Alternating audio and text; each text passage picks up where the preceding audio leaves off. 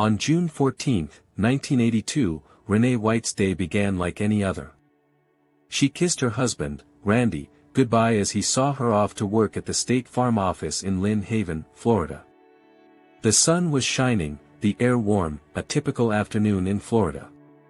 There was nothing out of the ordinary as she drove away from their home, nothing to suggest that her life was about to be violently stolen from her. Randy watched her drive off, like he always did. He couldn't have known that this time, it would be the last time he would ever see her. The last time he would ever kiss her goodbye. At 1 p.m., Renee walked back into her office to answer the phone, just like any other workday. But there was a man waiting for her inside. His name was Kayle Barrington Bates, and Renee had no reason to believe she was in danger. In the next few moments, her life was violently ripped away. Bates, a man with no connection to her, sprang from the shadows. He attacked her as she answered the phone, and in the panic, she screamed. A scream that, for a few brief seconds, was heard by her friend on the phone before the line went dead. Imagine the terror in those moments. The sudden, gut-wrenching realization that her life was no longer in her control, that she was being dragged away by a man who had no mercy. No remorse. Renee fought back. She fought with everything she had. She tried to break free, to escape, to survive. But Bates overpowered her. He forced her into the woods behind the office, where he brutally beat and stabbed her. She didn't go quietly, she fought for her life. Bates didn't stop there. He sexually assaulted her and stole her wedding ring, a piece of jewelry that symbolized love, trust, and commitment. The man who took her life would later be found with the ring in his pocket, proof of the violent crime he had committed. At 1:15 p.m., just 15 minutes after she had kissed her husband goodbye, Renee was dead. Randy, who had followed her to the office just to make sure she arrived safely, had no idea of the horror unfolding just a few hundred yards away. He had no clue that in the time it took for him to return home, his wife's life had been violently taken from her. It was a regular day for him, a day that would end in a nightmare. He had no idea that when the phone rang, bringing news of an emergency at Renee's office, his life would be changed forever. Randy rushed to the office, but nothing could prepare him for what he would find. The office, once a place of routine and security, was now a crime scene. Officers were already there, but the silence inside the office was deafening. As Randy stood there, trying to make sense of what was happening, he was met with the unimaginable. A sheriff's chaplain told him the words no spouse should ever hear, "Your wife's been murdered." What does a person feel in that moment? How does one process the loss of the person they love most? How does a person move forward when the person they counted on for everything has been taken so violently, so senselessly? Randy's life was torn apart in that instant. His world became a place of grief and disbelief. But the nightmare didn't end there. The pain didn't stop with the loss of Renee. What followed were decades of waiting, of hoping, and of fighting for justice. 43 years of appeals, of waiting for the system to bring closure, and the hope that the man who took Renee's life would finally be held accountable. And after all those years, was the justice enough? Or was it too little, too late? Was waiting 43 years for justice a punishment in itself? After that horrific day in June of 1982, Randy White was left with nothing but the crushing weight of grief and unanswered questions. How could someone take the life of the woman he loved, the woman he had promised to protect? How could this happen, and why was the person responsible still walking free? For Randy, the pain didn't end with the death of Renee. It was just the beginning. From the moment Renee's life was stolen, he was thrust into a relentless battle. The battle for justice. But as the years passed, it became clear that justice wouldn't come easy. This wasn't going to be a quick resolution. This wasn't going to be a case where the killer was caught and punished swiftly. No, the wheels of justice turned slowly, painfully slowly. In the days following Renee's murder, Kayle Bates, the man responsible, was quickly apprehended. He was found walking out of the woods behind the office, covered in blood, with Renee's stolen wedding ring in his pocket. The evidence was clear. The case seemed open and shut. But Bates, who had initially denied any involvement, started spinning lies to try and evade responsibility. He changed his story repeatedly, each version more inconsistent than the last. First, he claimed he was just there for directions, then that he saw a white man attacking Renee, and finally, he even suggested that Renee had attacked him first and that her death was an accident. But Randy didn't need to hear more lies. He had already seen the evidence, the blood on Bates, the ring in his pocket, and the confession that followed. The truth was clear, and it didn't take long for the jury to reach a verdict.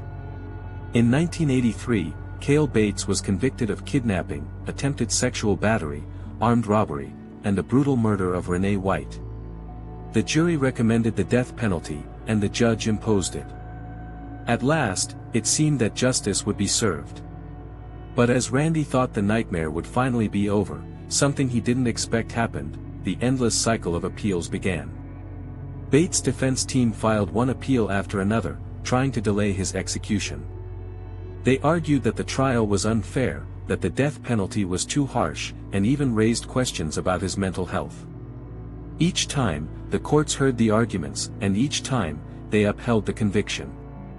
But the process was grueling. Each appeal felt like an endless road with no end in sight. And as the years wore on, Randy's hope that he would ever see true justice started to fade. 43 years. That was how long Randy had to wait for closure. A wait that spanned decades of emotional toll, endless appeals, and a justice system that seemed to drag its feet at every turn. How could one man suffer for so long? How could a crime so horrific remain unpunished for so long?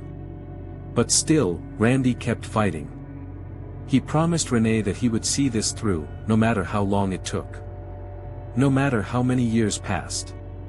The waiting was unbearable. The pain never fully healed, and with each passing year, the wound seemed to grow deeper. What was the cost of waiting for justice? Could anyone truly heal after decades of unresolved grief? Through it all, Randy held on to a shred of hope, a tiny spark that one day, maybe, just maybe, the system would finally do what it was supposed to do. And then, after 43 long years, the moment arrived. The final death warrant was signed. Bates would face the consequences of his actions. Finally, after a lifetime of pain and waiting, Randy would see the day that his wife's killer would meet justice. But was it enough? Could any amount of justice undo the damage, the pain, the suffering that had dragged on for more than 4 decades? On August 19, 2025, 43 years after the brutal murder of his wife, Randy White found himself standing at the threshold of something he never thought he would witness. Kayle Barrington Bates, the man who took everything from him, was finally going to face justice. For decades, Randy had fought for this moment, lived through years of painful delays and endless appeals. But today, justice would finally be served. Randy had spent years wondering if this day would ever come. Every time Bates' defense team filed another appeal, it felt like the system was pushing the closure further away. Would Randy die first? Would Bates die first? The uncertainty gnawed at him year after year. When the final death warrant was signed, Randy had mixed emotions. Part of him felt relief, but another part of him felt the weight of it all, the weight of waiting for so long. For 43 years, he had carried the grief of losing his wife in such a horrific manner, and now, after all that time, he was about to see Bates face the consequences. But could this moment truly bring peace? On the morning of the execution, Kayle Bates, now 67, woke up on death row knowing what awaited him. The authorities gave him the opportunity for a final meal, something comforting or meaningful, but Bates declined. He wanted nothing. As the hours passed, Bates didn't speak much. He had no visitors, no spiritual advisor, and didn't seem to show any emotion about the day ahead. Randy, on the other hand, had been waiting for this moment his entire life. What would it feel like? After 43 years of longing for justice, could this really bring him the closure he had hoped for? At 6 p.m., Bates was strapped to the gurney at Florida State Prison, just a few feet away from where Randy sat among the witnesses. The tension in the room was suffocating. Randy stared at Bates, his heart heavy with a mixture of relief, anger, and deep sadness. This was the man who had destroyed his life, yet here he was, minutes away from paying the price. But as the execution drew nearer, Randy couldn't help but wonder, would this finally be enough? Could an execution, no matter how justified, erase the pain of losing someone you loved so violently? Would this action finally bring peace to a heart shattered by decades of grief? As the lethal injection began, the room fell silent. The eyes of everyone in the room were fixed on Bates as his breathing slowed.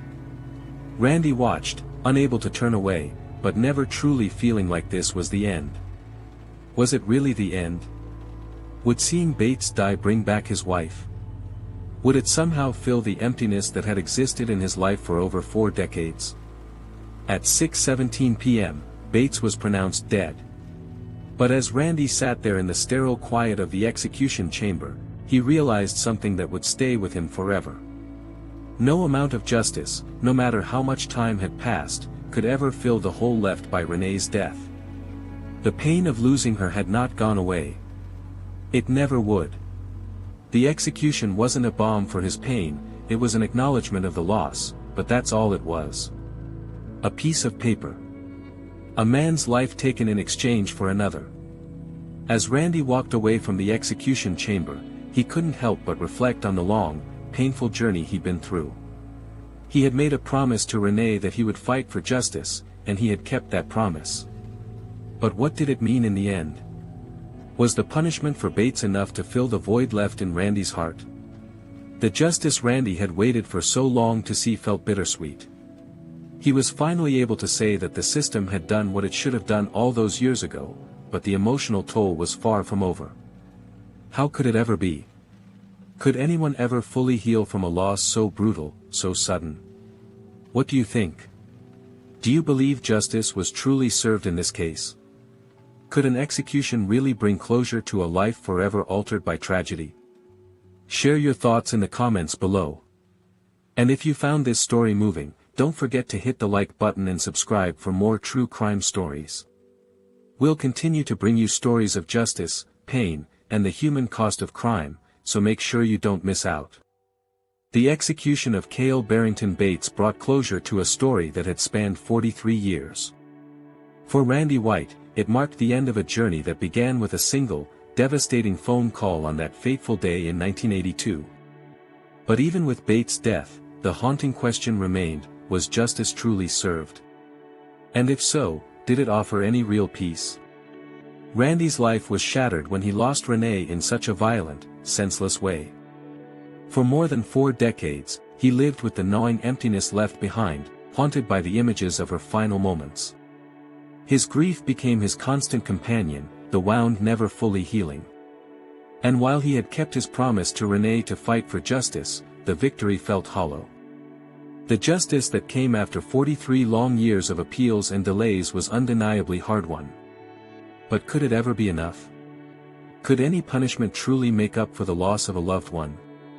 For Randy, even though Bates was executed, there was no magic in that moment. No instant healing.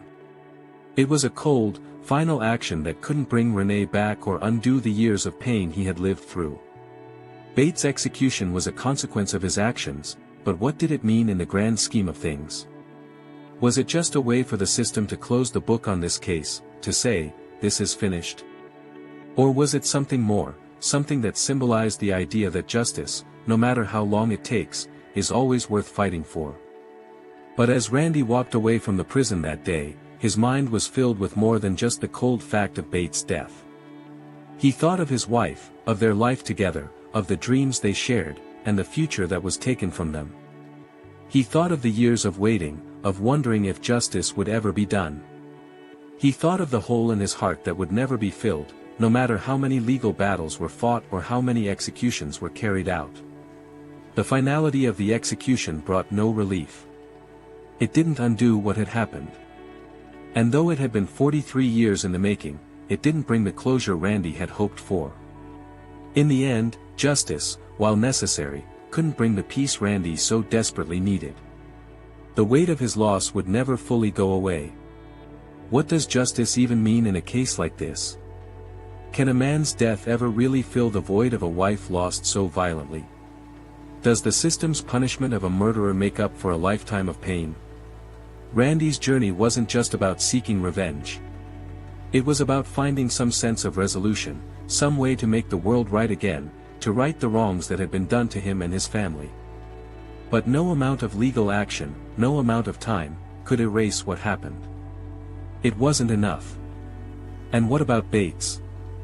Did his execution provide him with the justice he deserved for taking the life of a young woman, a wife, a sister, and a daughter? Bates, who never showed remorse, never apologized, and never admitted to his crimes in a way that could bring peace to those he hurt. Was his death the fitting end for a man who committed such unspeakable acts? The true cost of this case wasn't just the legal battle, the delays, or even the execution itself. It was the years lost, decades of waiting for a man's life to be taken to pay for the life he destroyed. As Randy walked away, there were no answers to these questions, only the bitter truth that life would never be the same, that the scars of his past would remain, no matter how much justice was served. The story may have come to a close, but for Randy White, the emotional journey, the pain of losing Renee, and the years of waiting, would linger in his heart forever.